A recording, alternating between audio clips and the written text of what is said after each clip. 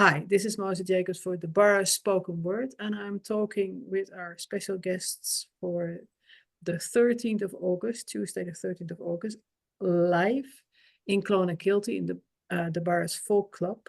And this is in the context of the Cork Coventry Poetry Exchange, which happens every year and is great fun because it's like a visit of the tribe, the Bhéal tribe in Cork to the DeBarra's tribe in Clonakilty, with obviously two, I don't want to call you figureheads, but with two leading poets.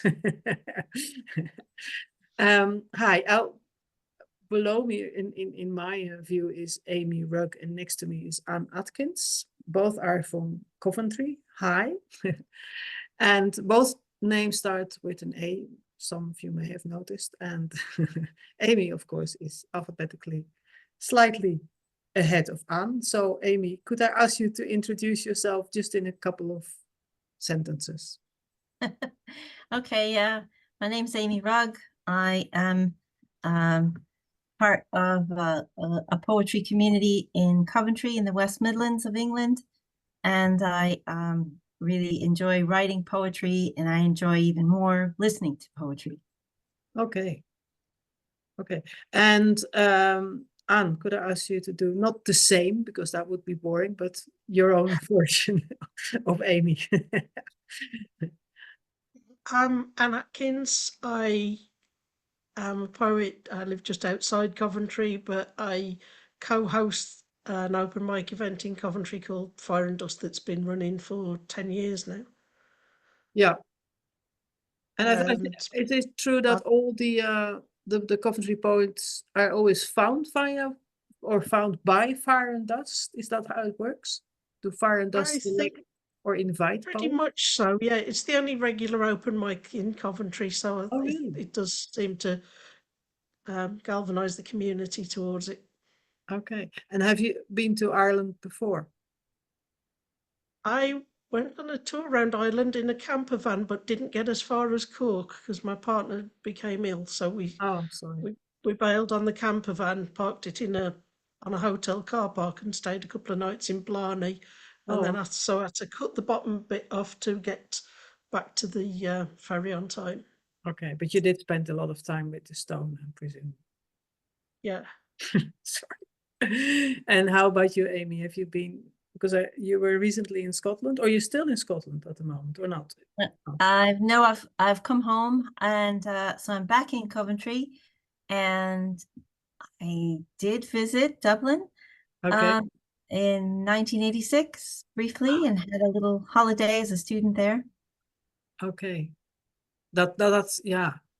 And I read here that you have a dramatized poem commemorating the bombing of Coventry Cathedral. Would you be able to say something about that? Oh, sure. Absolutely. I get inspiration for a lot of my poems from living and working in Coventry and learning about Coventry's history. It's had a really rich history, including its brief involvement in the Second World War and other wars, and lots of other conflicts and things going on in our city. And Batches was written about a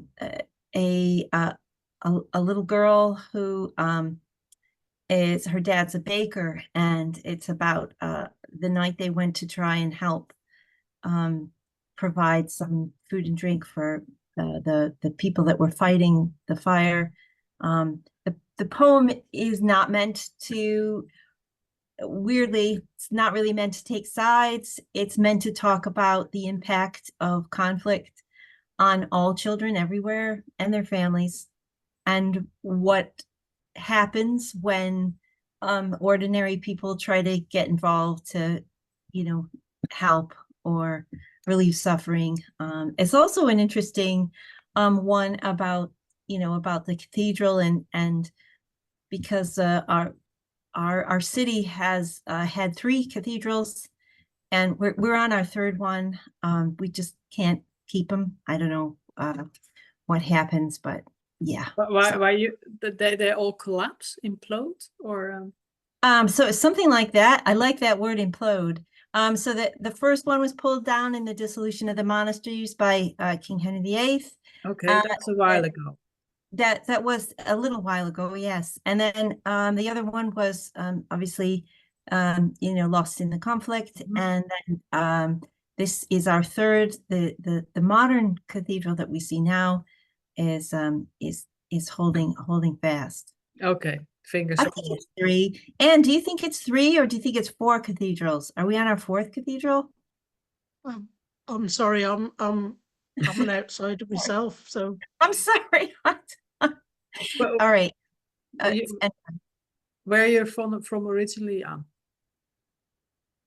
Oh, I'm still from the West Midlands, but the first thing I found out about Coventry Cathedral was visiting the ruins on a school trip.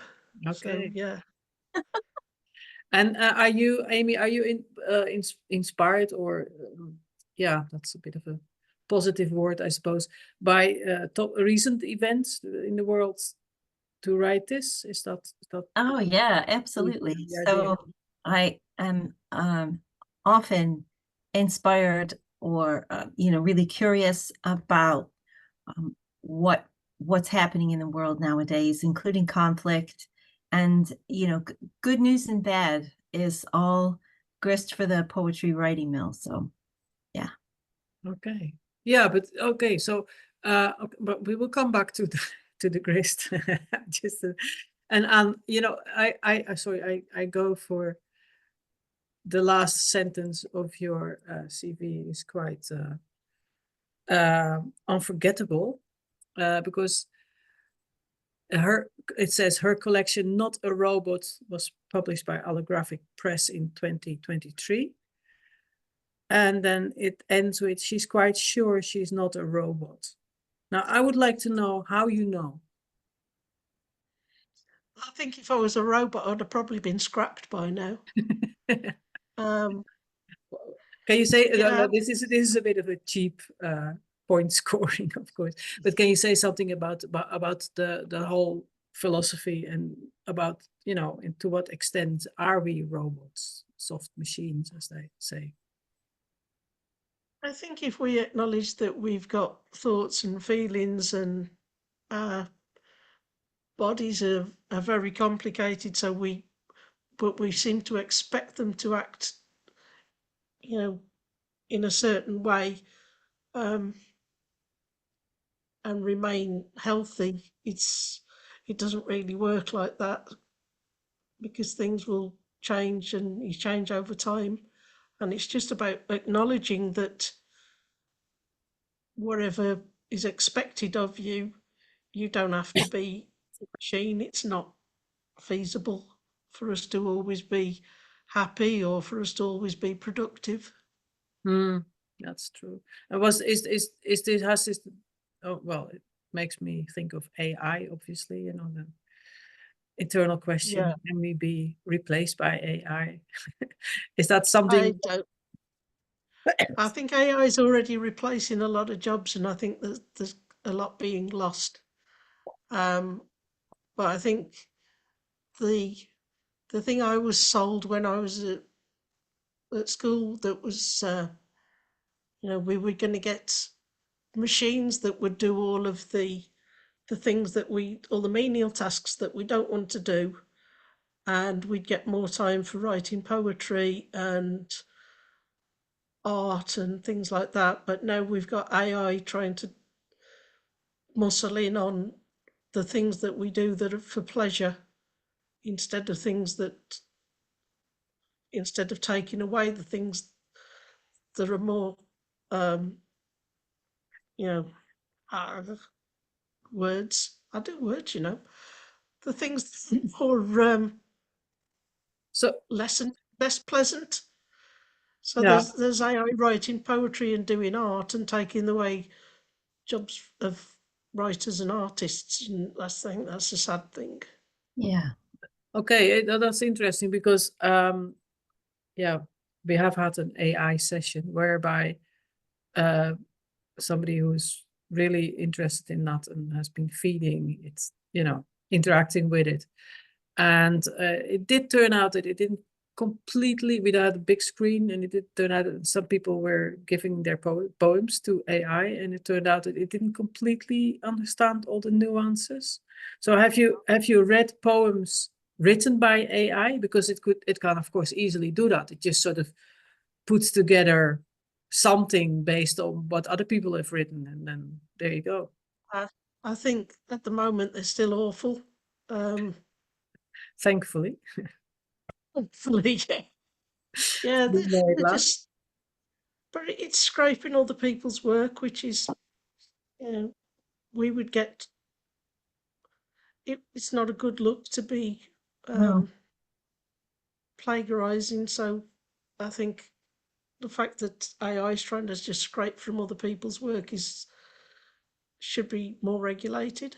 But yeah, AI poems are not really good, and sometimes they're political, but not in a way that's maybe the person feeding the AI machine intends. So because of where they've got the sources from. Now you can make it say I think anything. it probably needs looking at more. Yeah. From an ethical standpoint. And when we talk about the process of creating poetry, when you're not AI or a robot, can you say something about how that works for I'm gonna ask Amy the question first, and then like your own process of writing. Can you say anything about that? Where do you get the words? Where do you get the inspiration and the thoughts? It isn't always clear to me.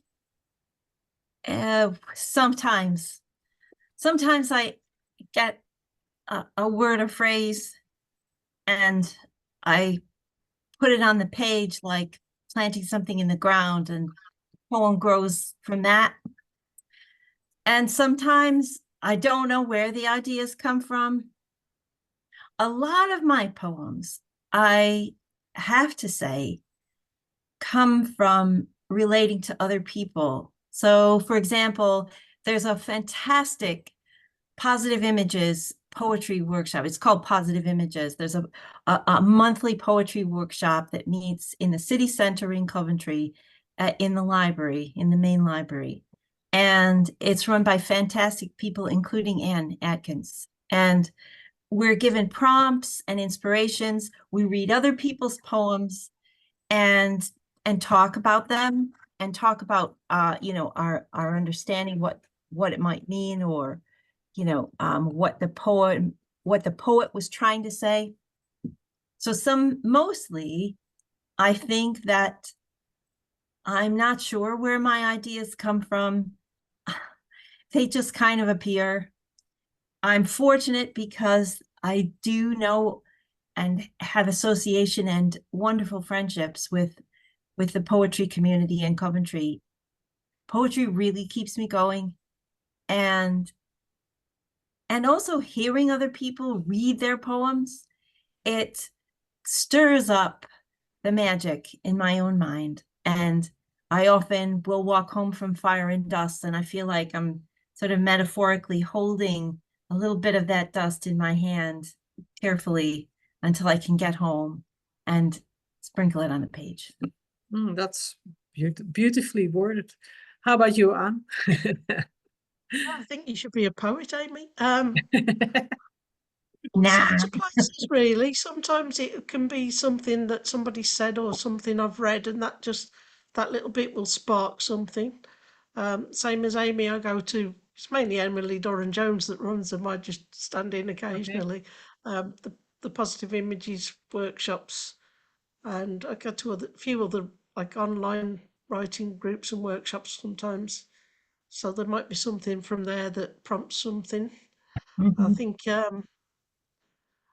and I tend to write about, I'm trying to organise the confused thoughts in my head. So some of it is relating to mental health or life experience, and other people find it relatable, so it works.